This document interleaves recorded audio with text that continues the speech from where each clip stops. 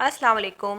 तारीख जैसे जैसे आगे बढ़ रही है, आगे मज़ीद दिलचस्प और मज़े की होती जा रही है। अपने कमेंट का भी इजहार लाजमी किया करें। ये कहानी चंद माह पहले मक्का से शुरू हुई थी।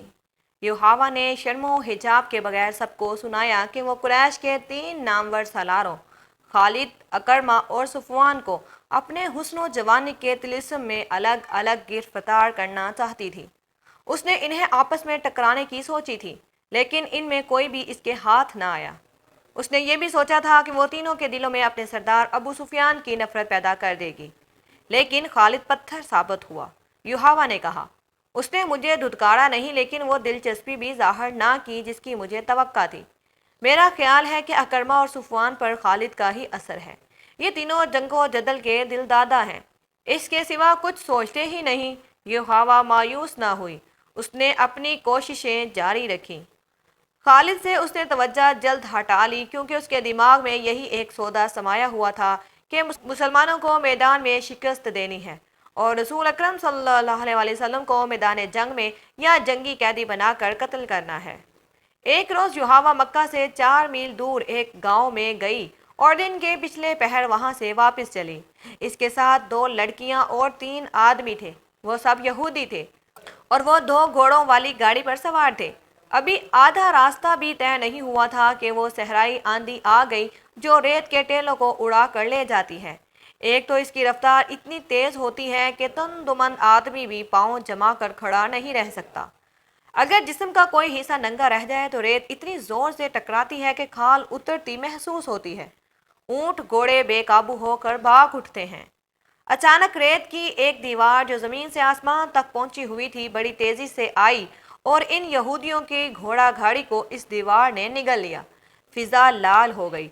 रेत के थपेड़े इतनी जोर से पड़ने लगे जैसे बहरी तूफान में मौजें उठ उठ कर कश्ती में पड़ती और कश्ती को पटकती हैं।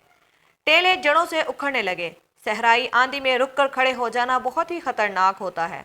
रेत इस तरह जिस्म से टकरा कर वहीं इकट्ठी होने लगती है जैसे कोई बेलचे से रेत फेंक रहा हो। कुछ देर बाद वहां रेत की ऊंची ढेरी बन जाती है और इसमें एक इंसान दफन होता है, मगर वो जिंदा नहीं रह सकता है।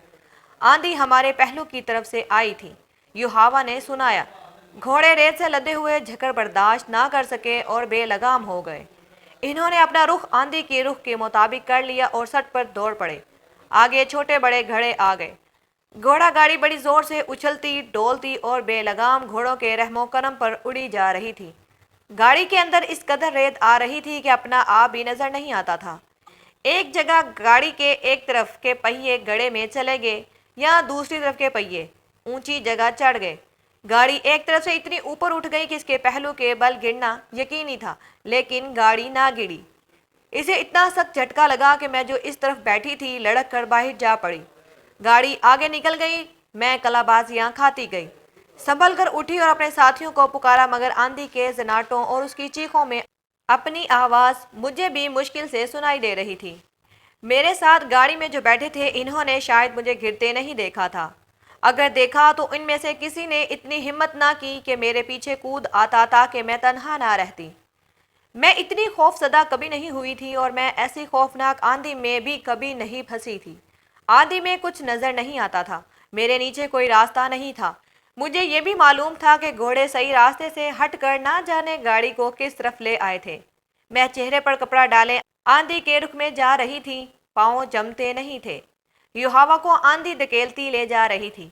अचानक आंधी की चीखें बहुत ही बुलंद और डरावनी हो गईं। युहावा पहले नीचे गई। वो घाटी थी जो वो आंधी के जोर पर उतर गई। फिर वो एक दीवार से टकराई। ये रेतली मट्टी की दीवार थी। युहावा इस पर हाथ रख रख कर आगे चलती गई। ये नशेबी जगह थी जिसमें मिट्टी के टेले और टंडमंड से सहराई दरख्त भी थे। यहाँ आंधी के चीखें ऐसी हो गई थी जैसे बहुत सी औरतें चीख चिल्ला रही हों। बात चीखें आंधी की लगती ही नहीं थी। ये इंसानों की भी नहीं लगती थी। ये चुड़ैलों या दरिंदों की मालूम होती थी। ये यहूदी हसीना जो अपने आप को निडर और दलेर समझती थी खौफ से रो पड़ी। वो जानती थी कि आंधी थम जाएगी, लेकिन वो ये भी जानती थी कि किसी के हत्थे चढ़ गई तो वो उसे उसके घर नहीं अपने घर ले जाएगा, और ये भी हो सकता था कि कोई उसे खराब करके कत्ल कर जाए। रात आ रही थी। भेड़ियों का खतरा अलग था। कोई और खतरा ना होता तो ये खतरा मौजूद था कि वो मक्का के रास्ते से भटक आई है। सहरा में रास्ते की तलाश नामुमकिन होती है। भटके हुए मुसाफिर का इंजाम मौत होता है। वो थकन से नहीं, प्यास से मरता है। उसे ऊंट के बड़बड़ाने की आवाज आई। उसकी दहशत जदगी बढ़ गई, लेकिन उसे आंधी की आवाज समझकर उसने दिल को तसल्ली दे ली। इसे कुछ भी नजर नहीं आ रहा था। वो मिट्टी की दीवार पर हाथ रख रख कर जा रही थी। ये दीवार बहुत बड़ा टेला था जो आगे जाकर घूम गया। ऊंट की आवाज एक बार फिर सुनाई दी। अब ये आवाज बहुत करीब से आई थी, इतनी करीब से कि युहावा रुक कर पीछे हट आई। अब उसे शक ना रहा, ये ऊंट की ही आवाज थी। ऊंट अकेला नहीं हो सकता था, दो तीन आदमियों का वहां होना जरूरी था। ये आदमी उसके हमदर्द तो नहीं हो सकते थे। वो गुनाह और बदी का दौर था। युहावा ने वहां से भागने का इरादा किया, लेकिन किस तरफ, कहाँ? वहां कोई पनाह नहीं थी। आंधी टेलों और खुश्क दरख्तों के दरमियान से गुजरकर हैबतनाक चीखें पैदा कर रही थी। युहावा के पांव जैसे जमीन ने जकड़ लिए थे। उसे अपने इन आदमियों पर गुस्सा आने लगा जिनके साथ वो घोड़ा गाड़ी पर जा रही थी। उन्हें इतना भी पता न चला कि वो गाड़ी से गिर गई है। कोई ताकत थी जो उसे धकेल कर एक तरफ ले गई। वहां से दीवार की तरह सीधा खड़ा टेला अंदर को चला गया था। ये बड़ी अच्छी ओट थी। वो आंधी के थपेड़ों से महफूज हो गई थी। वहां 3-4 गज दूर तक वो देख भी सकती थी। उसे ऊंट नजर नहीं आ रहा था। दीवार के साथ साथ वो अंदर आ गई और एक गार का दहाना दिखाई दिया, लेकिन उसने अंदर जाने की जुर्रत ना की। वो रुक गई। अंदर आ जाओ, उसे एक आदमी की आवाज सुनाई दी। बाहर क्यों खड़े हो भाई, अंदर आ जाओ। युहावा की बेख्तियार चीख निकल गई और वो पीछे को दौड़ी। जो ही वो इस ओट से बाहर निकली, आंधी ने उस पर इस तरह रेत फेंकी जैसे किसी ने बेलचे से फेंकी हो।